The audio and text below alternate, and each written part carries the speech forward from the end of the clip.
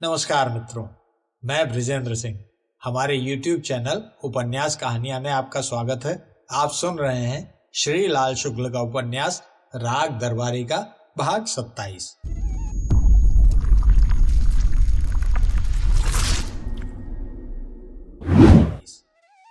किसी जमाने में दार्शनिक लोग परमात्मा के अस्तित्व के बारे में बहस किया करते थे। अब वह बहस गेहूं को लेकर होने लगी है। दार्शनिकों का एक वर्ग इस मत का है कि देश में गेहूं काफी मात्रा में मौजूद है, पर व्यापारियों की शरारत के कारण बाजार में नहीं आ पाता। दूसरा वर्ग इस मत का है कि गेहूं नाम की कोई चीज होती ही नहीं है, और अगर होती भी हो तो वह कम से कम इस देश में तो नहीं ही है। बहस का ये दौर कुछ दिनों से शिवपालगंज में भी आ गया था, और वहां गेहूं के साथ ही लोग दूध, दही, घी आदि के बारे में भी नास्तिकता दिखाने लगे थे। ऐसे भुखमरे वातावरण में अखाड़े क्या खाकर या खिलाकर चलते। कुछ वर्ष पहले गांव के लड़के कसरत और कुश्ती से चूर चूर होकर घर लौटते तो कम से कम उन्हें भिगोए हुए चने और मट्ठे का सहारा था। अब वह सहारा भी टूटने लगा था। यह और इस प्रकार के कई तथ्य मिलकर कुछ ऐसा वातावरण पैदा कर रहे थे कि गांव में नौजवानों को निकम्मा बन जाने के सिवाय और दूसरा कार्यक्रम ही नहीं मिलता था। वे फटे पुराने पर रंगीन पतलूनों पैजामों के सहारे अपनी दुबली पतली टांगों को ढककर और सीने पर गोश्त हो या न हो, सीने के अंदर सायरा बानू के साथ सोने का अरमान भरकर गली कूचों में अपने पान की पीक फैलाते हुए निरुद्देश्य घूमा करते थे। उनमें बहुत से कभी कभी खेतों, कारखानों और जेलों का चक्कर भी लगाते थे।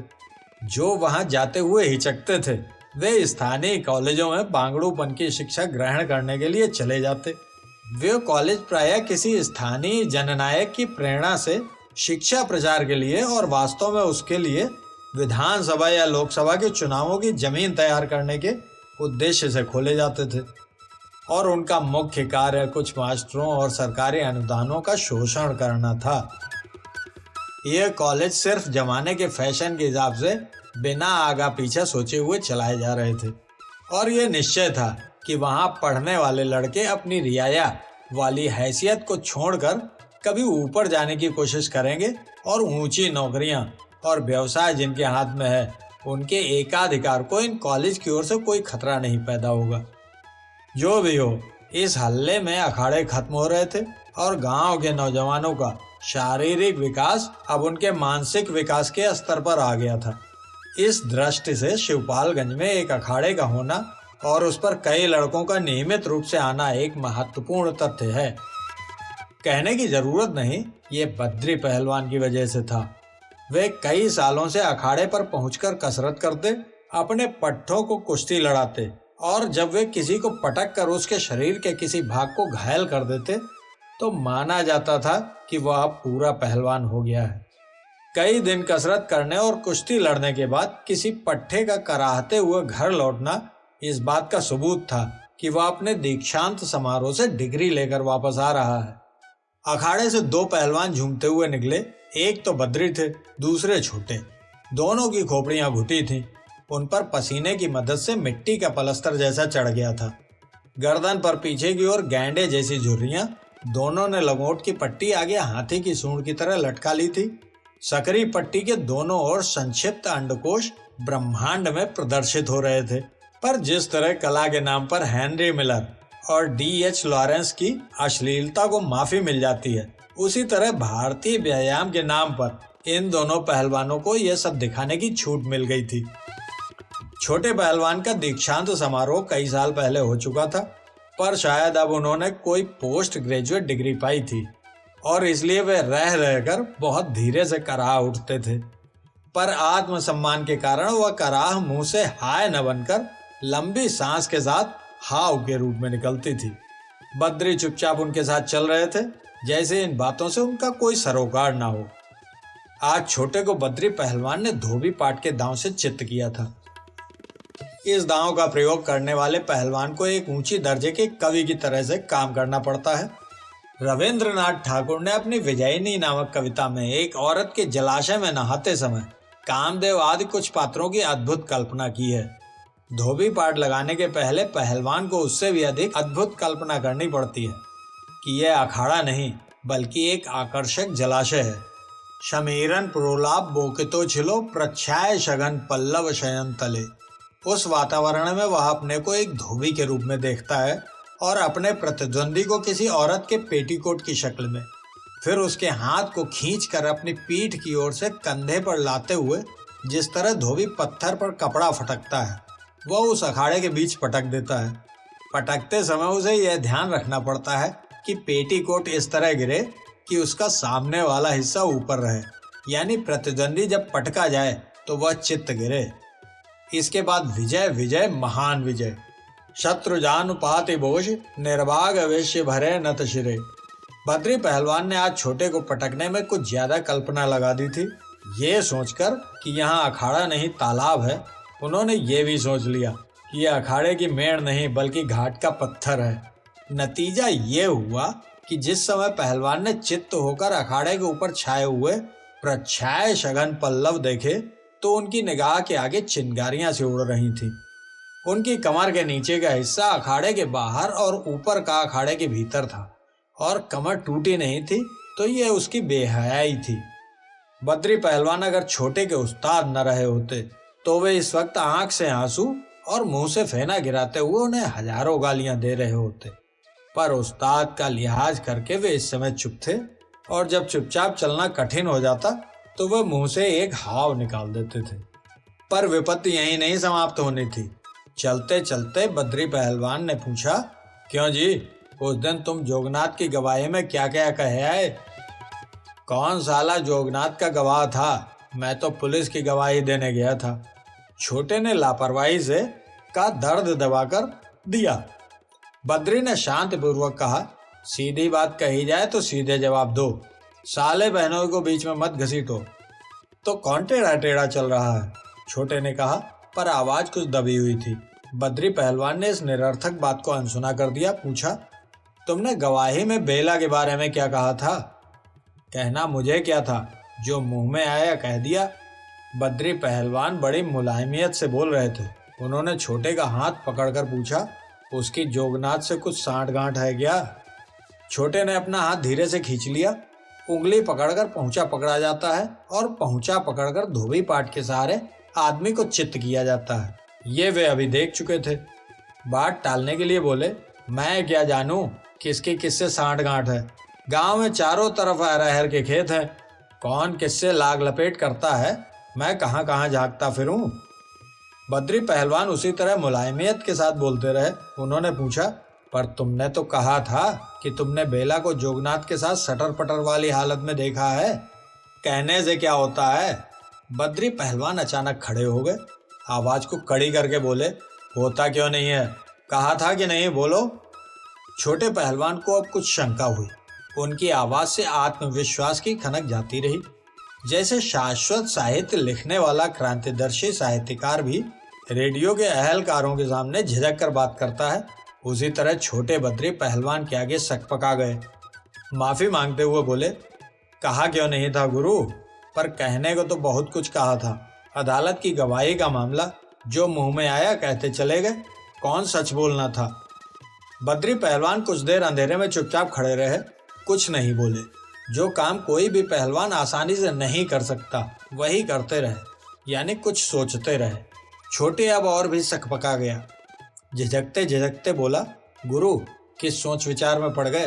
सोचना काम चिड़ी मार का है, मुझे भी तो बताओ क्या बात है। सोच रहा हूँ कि तुम्हें लात से मारूं कि जूतों से। तुम्हारी जवानी पर पिल्ले मूतते हैं साले, थू है तुमको, कहकर उन्होंने घृणा के साथ जमीन पर थूक दिया। छोटे अचकचाया हुआ खड़ा रहा। रुक रुक कर बोला, ऐसा न कहो गुरु, बताओ तो कि मुझसे चूक कहाँ हुई है। तुम साले समझोगे क्या? तुमने एक भले घर की लड़की की इज्जत खींचकर सारी दुनिया के आगे रख दी। तुम्हारे लिए कुछ हुआ ही नहीं। कुल इतनी सी बात है। जानकर छोटे पहलवान ने इत्मीनान की सांस ली। लापरवाही से कहा, गुरु मैंने तो जो कहा था भरी अदालत में भगवान की कसम खाकर कहा। सभी जानते हैं कि अदालत में कही गई बात का कोई एतबार नहीं। किसी का इससे क्या बिगड़ा? बद्री को चुप देखकर छोटे की हिम्मत कुछ और खुली। अपनी स्वाभाविक पद्धति में यानी सारी दुनिया को भुनगे जैसा समझते हुए उन्होंने अपनी बात पूरी की। इसी बात को लेकर हमें जुतिया रहे हो गुरु? वाह गुरु, तुम भी कभी कभी ऐसी हवा बांधते हो कि वाह, मैं सोचता ही रह गया कि क्या बात है। बद्री पहलवान ने अपनी गर्दन को दोनों हाथों से मलकर उस पर 2-4 तमाचे जैसे लगाए। इस पद्धति से उन्होंने गर्दन पर जमा हुआ मिट्टी का प्लास्टर उखाड़ दिया और इतनी देर तक होने वाले सोच विचार को झटक कर दूर कर दिया। फिर अचानक हंसकर बोले, तुम खानदानी बांगड़ो हो, तुम्हें कुछ दाएं बाएं भी दिख पड़ता है। वो बेला अब तुम्हारी अम्मा बनने जा रही है। अब चाहे उसे छिनाल कहो चाहे कुछ और, गाली तुम्हीं पर पड़ेगी। क्या कहा गुरु? कहना क्या है, महीने भर के भीतर ही बेला का ब्याह होगा बद्री पहलवान के साथ, और तुम बजाना तुरही। कुछ समझ में आया बेटा? सर्कस के जोकर बेमतलब की बातें बकते हैं और उछल कूद लगाते हैं। नौटंकी के नगाड़ची सीधे तौर से नगाड़ा बजाते बजाते बगल के भीतर से लकड़ी निकालकर टेढ़ी मेढ़ी ताल लेने लगता है। अखाड़े में 2-3 पहलवान हाथ के पंजों पर खड़े होकर बिच्छू की तरह चलते हैं। बछड़े शाम को घर लौटते वक्त सिर झुकाकर टेढ़े मेढ़े भागते हैं और उछलते हुए दूसरी ओर के तालाब में कूद पड़ते हैं। शनिचर बिना किसी वजह के अचानक कहा करता है, हुर्र। बद्री पहलवान की बात सुनकर छोटे को लगा कि इस तरह की निरर्थक बातों का एक ढेर जैसा उसके सामने पड़ा है और उसे किसी ने उस पर जोर से पटक कर चित्त कर दिया है। उसके मुंह से यही निकला, क्या कहते हो गुरु? सुन नहीं रहे हो क्या कह रहा हूँ? बद्री बहुत हल्के ढंग से मजाक सा करते हुए कह रहे थे। क्या बात है, कान में बहुत मैल बैठ गया है क्या? फिर सुन लो, बेला से मैं शादी कर रहा हूँ, उससे वादा कर चुका हूँ। उस दिन तुमने जब इजलास में उसकी बदनामी की तो मेरा एक एक रोंवा सुलग उठा था। तबीयत हुई थी कि एक लप्पड़ मारकर तुम्हारा सर पेट में खोस दूं, पर तुम अपने चेले हो, पालक बालक समझकर माफ कर दिया। एक लंबी सांस खींचकर उन्होंने अपनी बात समाप्त की। खैर, जो हुआ सो हुआ, अब अपनी जबान पर लगाम लगा कर रहना। छोटे को अब भी लग रहा था कि वह निरर्थकता के ढेर पर चित्त पड़ा है और बद्री पहलवान जो कह रहे हैं वह किसी सपने की बात है। वह बोला, गुरु तुम बांभन वो बनिया, सोच समझ कर बोलो। वैद महाराज ऐंठ गए तो पूरी स्कीम मसक जाएगी। बद्री पहलवान ने कहा, हाथी अपनी राह चलते जाते हैं, कुत्ते भूंकते रहते हैं। छोटे ने लगभग गिड़गिड़ाते हुए कहा, गुरु तुम तो कहावत में बोल रहे हो, वैद जी इससे थोड़े ही मान जाएंगे। लगता था कि अपने मन का रहस्य खोलकर बद्री पहलवान हल्के हो गए हैं। उन्होंने इस बात का कोई जवाब नहीं दिया, सिर्फ सीटी बजाने लगे। कुछ देर चलते चलते छोटे के दिमाग में पूरी बात अपने वजन के साथ बैठी। बेला के बारे में कुछ दिन हुए खबर उठी थी कि रुक्पन बाबू ने उसको एक चिट्ठी लिखी है। उड़ते उड़ते ये बात भी उनके कान तक पहुंची थी कि कोई लड़की बैद जी की छत पर रात में आई थी और रंगनाथ से टकराकर वापस भाग गई थी। बैद जी की छत से जिन मकानों की छत पर जाया जा सकता है उनमें गयादीन का भी मकान था। एक दिन रुक्पन बाबू ने यह भी बताया था कि किसी लड़की की लिखी हुई एक चिट्ठी रंगनाथ के हाथ लगी है, पर रंगनाथ उसके बारे में कुछ बता नहीं रहा है। छोटे पहलवान को संदेह था कि रुक्पन बाबू कई दिन से बेला को फंसाने के चक्कर में हैं और अब लगभग फंसा चुके हैं। इस दशा में अचानक इस समाचार ने कि बद्री पहलवान का बेला से संबंध है और वह इतनी गहराई तक जा चुका है, छोटे को लड़खड़ा दिया। वे पूछने लगे, पर गुरु बेला के लिए तो सुनते हैं रुक्पन बाबू ने कुछ लिखा पढ़ी की थी। हाँ की थी, लड़के हैं नासमझी कर बैठे। और सुनते हैं उधर से भी कोई चिट्ठी आई थी। बद्री पहलवान ने घुड़क कर पूछा, किसने बताया तुम्हें? किसी ने भी नहीं गुरु। तो जाना कैसे? सुना था गुरु। किससे सुना था? याद नहीं है गुरु, पर किसी ने ऐसे ही कुछ उड़ती उड़ती बात की थी। बद्री पहलवान चुप हो गए। जब कोई आदमी बातचीत में ऐसा रुख अपना ले जैसा कि पेशेवर गवाह कचहरी में सच कहने की कसम खाकर जिरह में दिखाते हैं, तो आगे सवाल पूछना बेकार है। बद्री ने कुछ देर चुप रहकर साफ तौर से कहा, हाँ चिट्ठी आई थी, मेरे लिए थी, पर वह चिट्ठी नहीं थी। आजकल की लड़कियों के चोचले गाने बजाने की बातें थीं। छोटे ने खुशामद करते हुए पूछा, तो गुरु यह किस्सा तो कई साल से चल रहा होगा, छत ही पर। बद्री ने कहा, छोटे इतनी बड़ी बात सबसे पहले मैंने तुमको बताई है, इतना बहुत है, अब बहुत छानबीन न करो और देखो, अभी किसी से कहना नहीं। छोटे पहलवान धुंधलके में किसी के चबूतरे के उस कोने से टकरा गए जो किसी ने गांव के चलन के अनुसार कब्जा करने की नीयत से बनवाया था। मुंह से एक गाली निकालकर फिर कमर के दर्द के प्रति सम्मान दिखाने के लिए एक बार हाव कहकर उन्होंने वादा किया, किसी से नहीं कहूंगा गुरु, कुछ दिन में तो बात फैलेगी ही, पर अभी उसे ढांक कर रखना है। कह तो दिया गुरु, किसी से नहीं कहूंगा।